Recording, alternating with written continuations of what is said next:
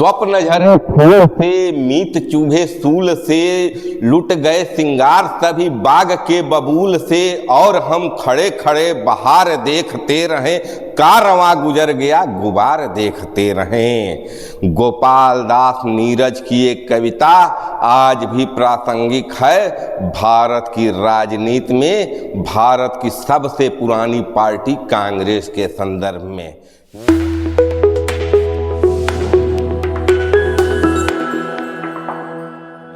नमस्कार, मैं पंकज कुमार सिंह और आप देखना शुरू कर दिए हैं खबरों के खिलाड़ी।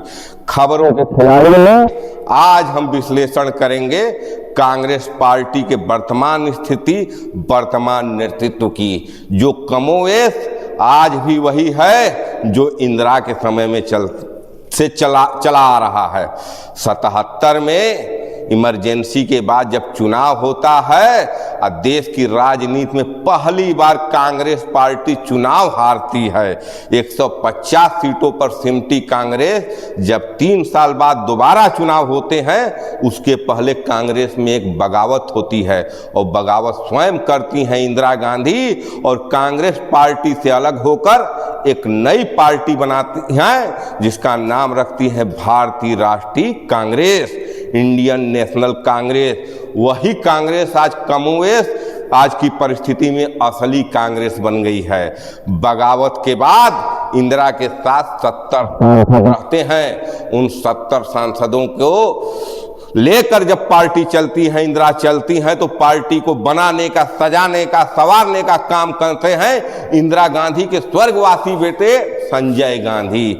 आज संजय गांधी एक नवरत्नों की टीम खड़ा करते हैं, युवाओं की टीम खड़ा करते हैं, और जिसके बल पर 1980 में कांग्रेस की सत्ता में दोबारा वापसी होती है इंदिरा के कांग्रेस की, और 350 सीटों का प्रचंड बहुमत के साथ वापसी होती है।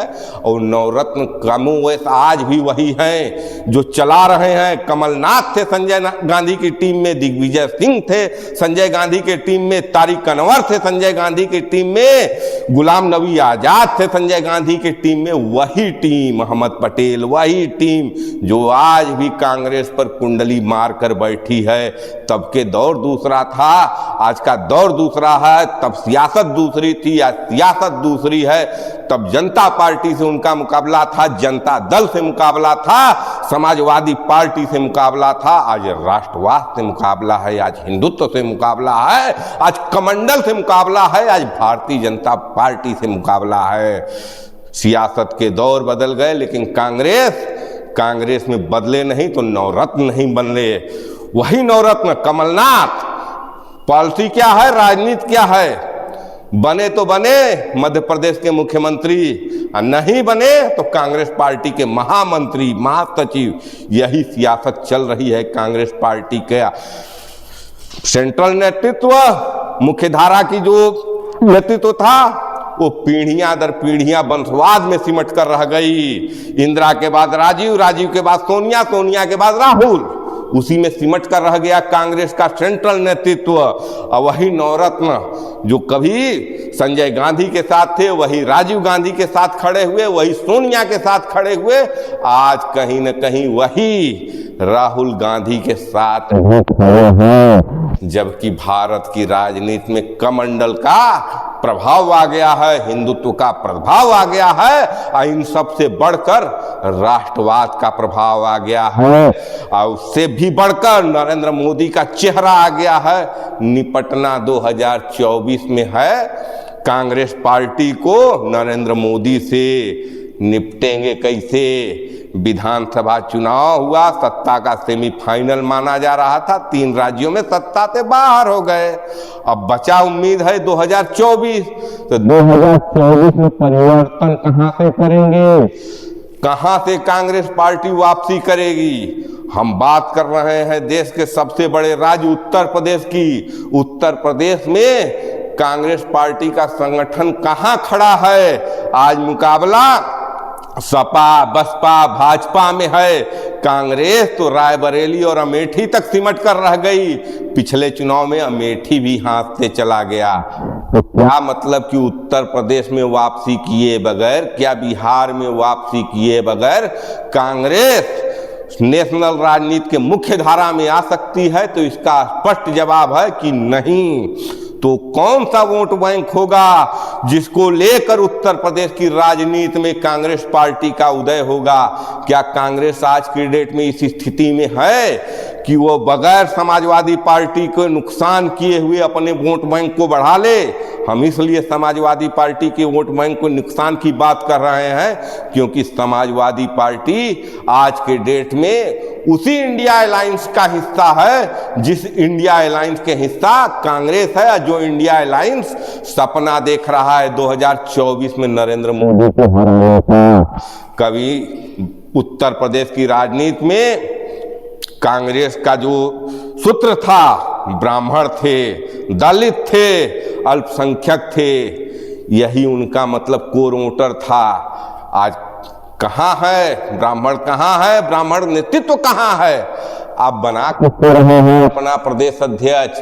क्या जो आपको मतलब कि जिस पर विश्वास था, जो शुरू से आपके साथ थे, आप अपना एक बेस तो बनाए होते।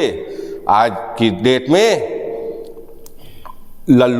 लल्लू सिंह रहे आपके प्रदेश अध्यक्ष, अजय राय को बना दिया। कहाँ है ब्राह्मण? आप एक को जोड़ेंगे तब तो दूसरा जुड़ेगा। तो आप अपने बेस के साथ तो जा ही नहीं रहे हैं, अपने पुराने बेस वोटरों के साथ तो जा ही नहीं रहे हैं, पड़ गए हैं राजपूतों के चक्कर में। वही राजपूत हैं जो कांग्रेस के विरोध में समाजवादियों के साथ खड़े रहे, जो कांग्रेस के विरोध में जनता दल के साथ खड़े रहे, और जो आज कहीं न कहीं कांग्रेस के विरोध में भारतीय जनता पार्टी के साथ खड़े हैं। तो आप किस फॉर्मूले पर चल रहे हैं? आपका विजन क्या है? आपका सोच क्या है? आप बगैर उत्तर प्रदेश में नेतृत्व खड़ा किए बगैर भारत की केंद्र की राजनीति के सेंटर में नहीं आ सकते हैं। इसके लिए आपको उत्तर प्रदेश में वापसी करनी होगी, आपको नेतृत्व देना होगा। आप नेतृत्व देने में अगर असफल हुए तो आपके लिए भविष्य की राजनीति और भी कठिन होने जा रही है, क्योंकि वो जितने भी नवरत्न थे, सारे नवरत्न आज के डेट में बुजुर्ग हो चुके हैं, राजनीति के उस दौर में पहुंच चुके हैं कि आज नहीं तो कल उनको अलविदा कहना ही होगा राजनीति को। तो क्या आपने नई पीढ़ी की राजनीति खड़ा की? आप अजय राय को लाते हैं, आपने बिहार में कोई नेतृत्व नहीं दिया। बिहार में आज भी आप लालू प्रसाद यादव के भरोसे बैठे हुए हैं कि लालू प्रसाद यादव हमारा मार्गदर्शन करेंगे। आप अपना वोट तो बनाइए। तो कांग्रेस की स्थिति तो वही है जो गोपाल दास नीरज ने अपने कविता में कहा कि हम खड़े खड़े बहार देखते रहे, कारवां गुजर गया। तो बहार तो इंदिरा के समय था, दौर गुजर गया है। अब तो सड़कों पर जो धूल उड़ रही है, जो नरेंद्र मोदी की सुनामी गई है, गुजरी है आपके सामने से 3 राज्यों में, जिस ढंग से रौंदते हुए निकल गई आपको, आप सड़कों से उड़ने वाला धूल देख रहे हैं, गुबार देख रहे हैं। आपकी भविष्य की राजनीति सिमट कर रह गई है। आपने 6 दिसंबर को मीटिंग था, लेकिन कहीं न कहीं आपके एरोगेंट ने, आपके अहंकार ने, ये हम नहीं कह रहे हैं कि राहुल गांधी का एरोगेंट था, ये मल्लिकार्जुन खड़गे का एरोगेंट था, ये अहंकार कहीं न कहीं इंदिरा के साथ जो राजनीति में पनप कर ऊपर आए हैं उन नेताओं का अहंकार रहा है। आप मध्य प्रदेश में वर्षों से सत्ता से दूर है। कभी इसके कारण दिग्विजय सिंह हुआ करते थे, आज उसके कारण कमलनाथ हो गए हैं। तो आपको अशोक गहलोत, ये भी इंदिरा के समय से उभरे हुए हैं, लेकिन उनकी सियासत इस दौर में है कि नई पीढ़ी के साथ तालमेल नहीं बैठा पा रहे हैं। सत्ता में रहते हुए 4 साल तक तलवारें चली कांग्रेस बनाम कांग्रेस, तलवारें चली अशोक गहलोत बनाम सचिन पायलट। तो जब आपस में ही तलवारें चल रही हैं, पुरानी पीढ़ी नई पीढ़ी को सत्ता का हस्तांतरण नहीं कर पा रही है, तो कैसे कांग्रेस का उदय होगा? कैसे दोबारा कांग्रेस का जो बाग था, जो बगीचा था, गुलजार होगा? उजड़ गया है, सारा श्रृंगार खत्म हो गया है कांग्रेस का। नई पीढ़ी को लाना ही लाना होगा। जातिवाद की पॉलिटिक्स हिंदुस्तान के सेंटर में रही है, दिल में रही है। लाख कह लें नरेंद्र मोदी कि भारत में 4 जातियां हैं। जातियां कौन बता रहे हैं नरेंद्र मोदी? बता रहे हैं कि महिला एक जाति है, युवा एक जाति है, गरीब एक जाति है, जाति बता रहे हैं। लेकिन भारतीय जनता पार्टी के राष्ट्रीय अध्यक्ष जब भारतीय जनता पार्टी के मुख्यालय से भाषण देते हैं तो कहते हैं कि कांग्रेस ने नरेंद्र मोदी के लिए अपशब्दों का प्रयोग किया। अगर नरेंद्र मोदी के लिए अपशब्दों का प्रयोग किया तो क्या ये अपशब्द ओबीसी के को नहीं है? तुरंत जोड़ रहे हैं राष्ट्रीय अध्यक्ष भारतीय जनता पार्टी के ओबीसी पॉलिटिक्स से कि नरेंद्र मोदी ओबीसी भारत के प्रधानमंत्री कह लें कि हम गरीबी को जाति मानते हैं, हम शिक्षा को जाति मानते हैं, अशिक्षा को, बेरोजगारी को, लेकिन असली जाति आज भी नस नस में दौड़ रही है भारत की राजनीति में। हम राजपूत हैं, हम ब्राह्मण हैं, हम इनके पाले में हैं, हम उनके पाले में हैं, तो आप क्यों पीछे हट रहे हैं? अपने बेस पर आइए, अपने मूल पर आइए। मूल पर आए बगैर वापसी नहीं है, क्योंकि आपको यहाँ दिखाया कुछ और जाएगा और दिखेगा कुछ और। ये भारत की राजनीति है, इसीलिए नीतीश कुमार ने जाति को मुद्दा बनाया है और इसीलिए भारतीय जनता पार्टी धर्म के मुद्दे पर कायम रही।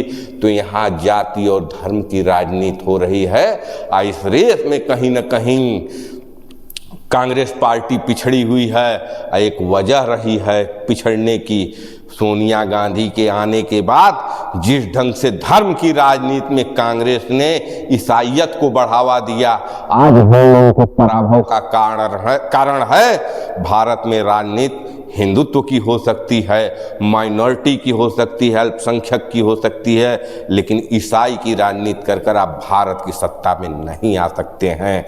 ये सब बहुत ही पहलू हैं जो कांग्रेस को 2024 के लिए मंच नहीं प्रदान कर रहे हैं। कहीं न कहीं कांग्रेस बैकफुट पर आई है 3 राज्यों के विधानसभा चुनाव के बाद। देखना बहुत ही दिलचस्प होगा। समय तो नहीं है, 4 महीने 5 महीने में अगले लोकसभा चुनाव होने वाले हैं। संगठन तो नहीं खड़ा किया जा सकता है, लेकिन संगठन में 1-2 जो चेहरे हैं उनको आगे करना ही होगा। और चेहरा अगर कोई दिख रहा है तो चेहरा साउथ से दिख रहा है। जिस तरह से रेवंत रेड्डी आए हैं, जिस तरह से डीके शिवकुमार आए हैं, युवा हैं, नई पीढ़ी के हैं, कहीं न कहीं अब उनको आगे कर कांग्रेस को वापसी की राह तलाशनी होगी, वरना इनके लिए बस रास्ते का गुबार ही बचा है। अब बाकी सारे श्रृंगार भारतीय जनता पार्टी के हिस्से में जा रहे हैं और सारा गुलशन, सारा बगीचा आज भारतीय जनता पार्टी के हिस्से में है। देखना बहुत ही दिलचस्प होगा कि 2024 के फाइनल के पहले कांग्रेस की सियासत किस मोड़ पर जाती है, किस रास्ते को अपनाती है। इन सब पर हमारी नज़र बनी रहेगी। आप देखते रहिए खबरों के खिलाड़ी।